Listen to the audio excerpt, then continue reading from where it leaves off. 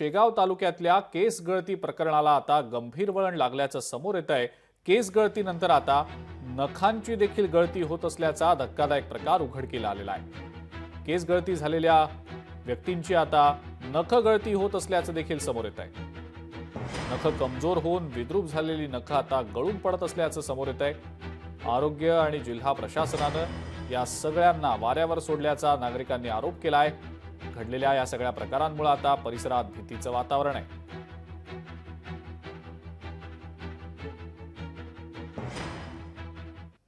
सध्या प्राथमिक आरोग्य केंद्र बोनगाव आमच्या कार्यक्षेत्रामध्ये एकूण 4 गावांमध्ये 29 रुग्ण आजपर्यंत रिपोर्ट झालेले आहेत। आमचे सर्वेक्षण चालू आहे, जसं आकडा वाढेल तसं आम्ही बोनगावमध्ये 10 रुग्ण रिपोर्टिंग झाले सर्वाधिक। पण नखाची गळती होते म्हणजे नेमकी प्रक्रिया कशी होते, किती दिवसामध्ये नख गळती? जवळपास 8 ते 10 दिवसात ही प्रक्रिया पूर्ण होते। सुरुवातीला नखे कमजोर होतात, थोडेसे मागे जातात आणि 8 ते 10 दिवसात ते जवळपास नखे निघून येतात। सेलेनियमचं वाढलेलं प्रमाण हे एक कारण असू शकतं, कारण की ब्लड इन्व्हेस्टिगेशनमध्ये तसं वाढलेलं प्रमाण आलेलं आहे, तर ते एक कारण असू शकतं। मात्र आता त्वचारोग तज्ञ डॉक्टर आलेले आहे, ते त्यानुसार ते कन्फर्म डायग्नोसिस आपल्याला कळेल। डिसेंबरच्या एंडिंगलेच केस गळती चालू झाली। 3-3.5 महिन्यामध्ये केस गळती हा संपूर्ण थांबली। आयुष मंत्रालयाला म्हणता येईल किंवा त्याच्या डॉक्टरांना असं म्हणता येईल की त्यांना त्या बाबतीत यश आलं।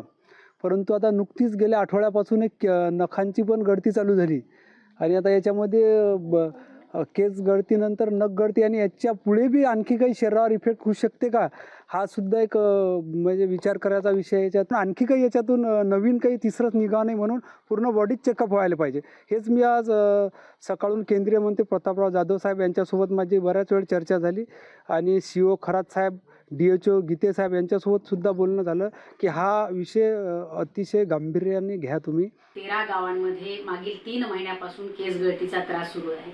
300हून अधिक रुग्णांना हा त्रास सुरू झालेला आहे आणि आता तर होनगाव PSCच्या अंतर्गत 29 रुग्णांना नख गळतीचा सुद्धा त्रास सुरू झाला आहे। अनेक आरोग्य विभागाच्या यंत्रणा या ठिकाणी येऊन गेल्या आणि संशोधन करून गेल्या।